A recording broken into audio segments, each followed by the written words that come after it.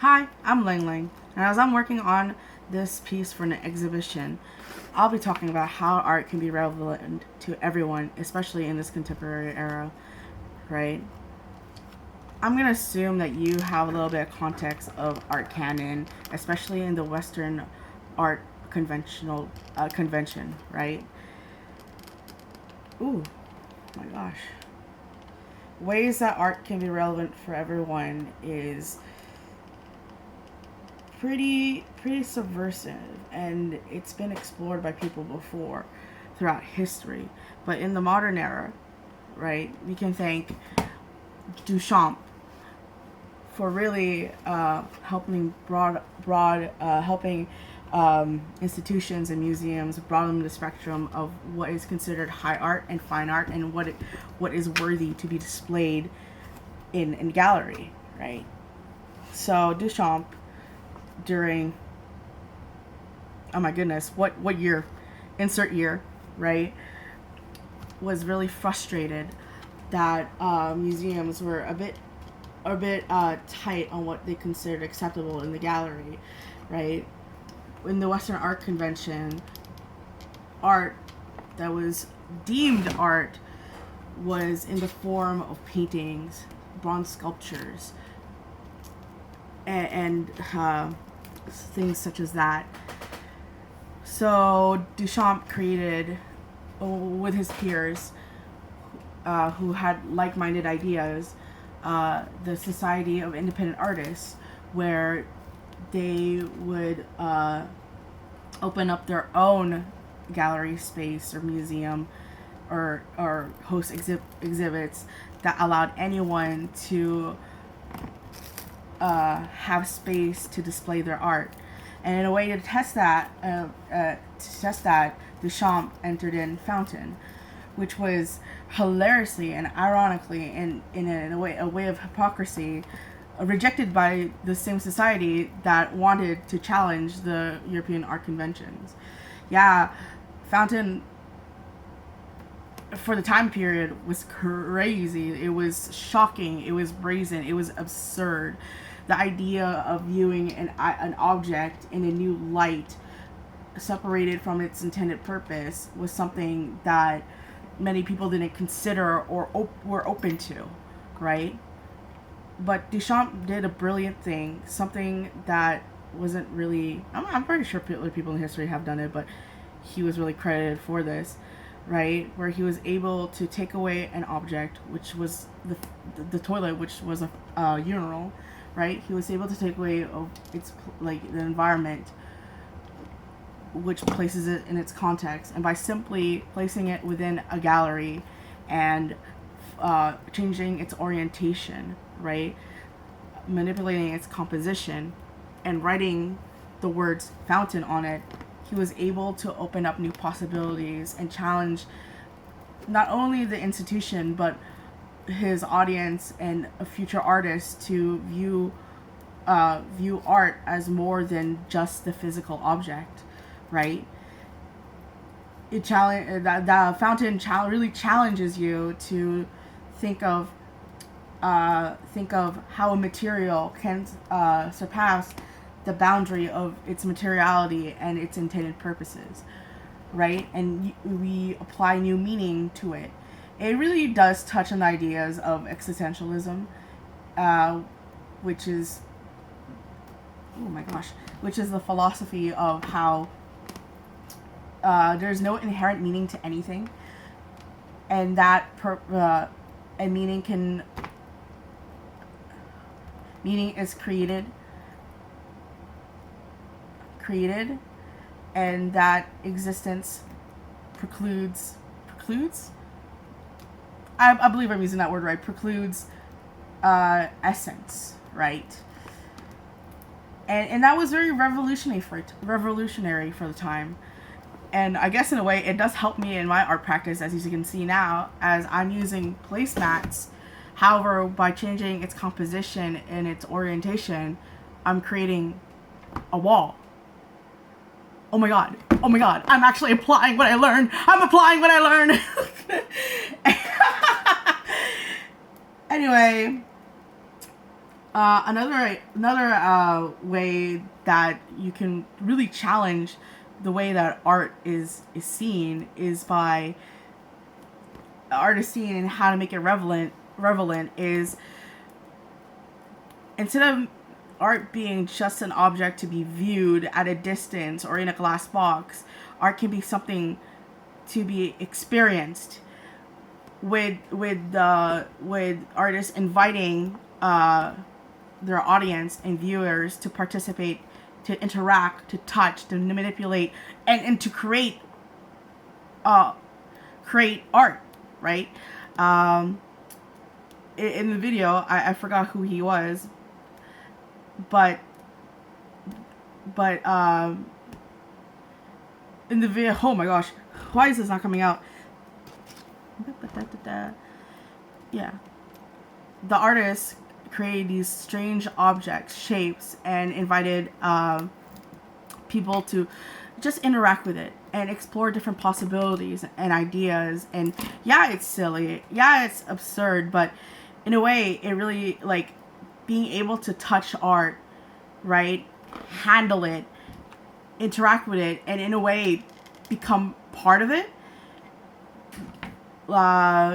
gets your mind to really be in the moment, to be open to more possibilities, and take away a unique experience from that, right?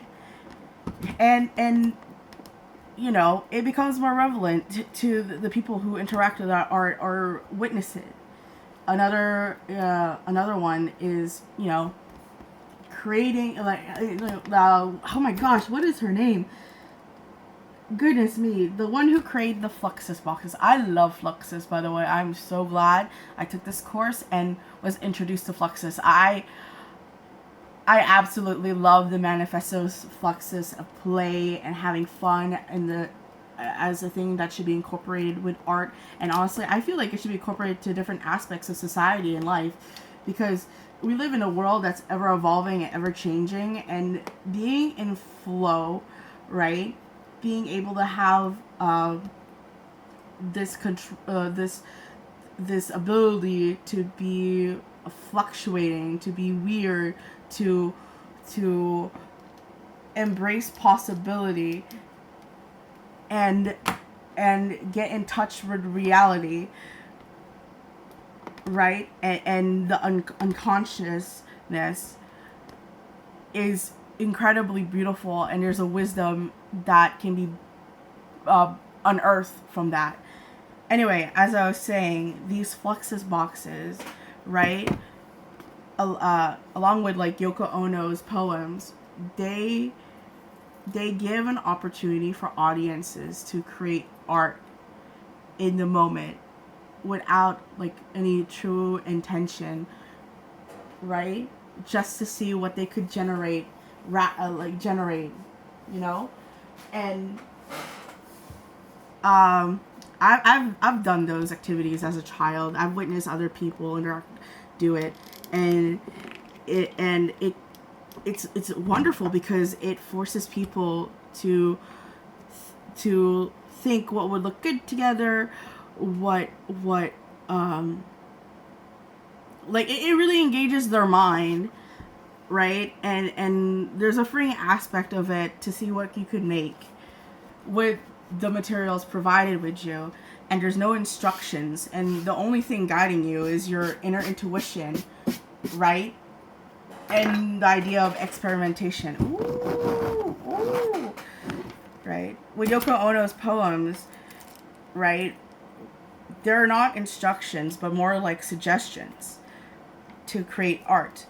And it kind of gives everyone a unique outcome to how they would follow poems, right? For example, she could write one. I forgot which one of these poems they are, but I'm pretty sure that she had one where the instructions were to grab a shoe and go outside and scream at the top of their lungs. Each person is gonna have a different way of screaming. Each person is gonna have a different shoe. Each person is gonna have a different thought to that. If I were to do that, I'm like, yo, that's fun as hell. I'm gonna get my funkiest shoes. I'm gonna go at it, and it's great. And really shifting away from what the materiality of what art is, and seeing art as more of experiences, thoughts, feelings, and really it's a conversation between all of these things. And I believe that art is the wisdom that, or the revelations, or they're like multiple things. Art is multiple things that ties and holds and interacts and the whole thing together. And I believe an art object is it is shaped not only just by the artist, but the viewer and audiences and like everything that interacts with it. I don't believe as an artist that my art is solely my own creation. I believe that my audience are also co-creators as they create meaning when they view my art and take away I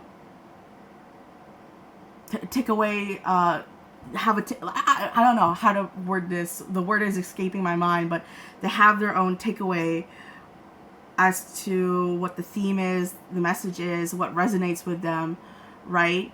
And it's all going to be unique, and it's not wrong. It's not wrong. I do have my intent when it comes to my work. I do have intent when I create this, but when you view it, what comes to your mind is also true.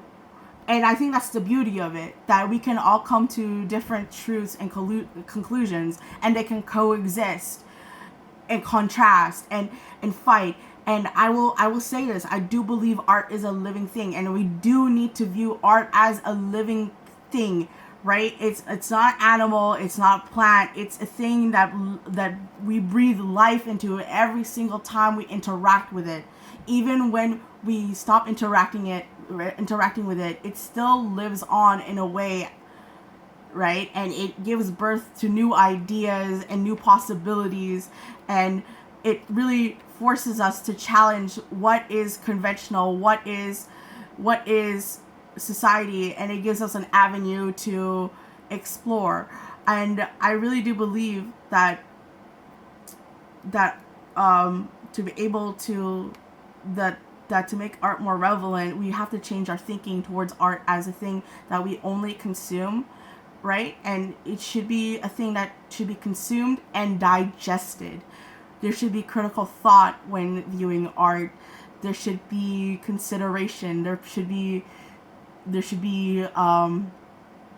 an openness towards it, to have these conversations between yourself, your audience, your history, your background, your beliefs, your values.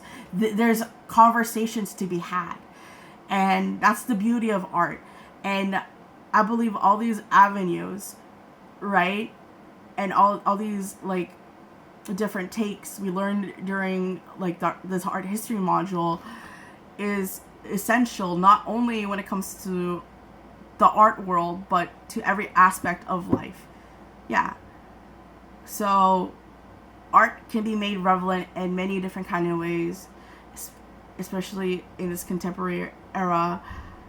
And what I'm interested now is, now that we're entering the AI age, how will we move forward to think critically and how to make art more relevant when generative AI is essentially trying to replace artists and create art made from stolen artworks with no intention behind it, with no thought behind it, and the use of how propaganda is generated by generative AI, especially during the Trump administration right now, and the rise of fascism and the lack of critical thinking. And I believe we're living in the times of not illiteracy, but like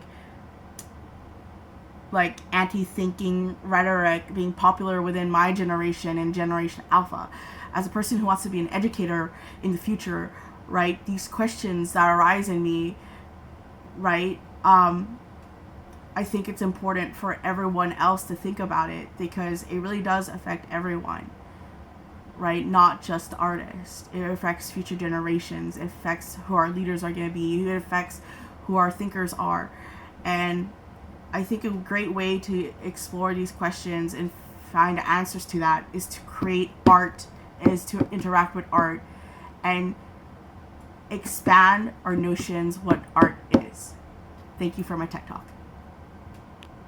and thank you for listening.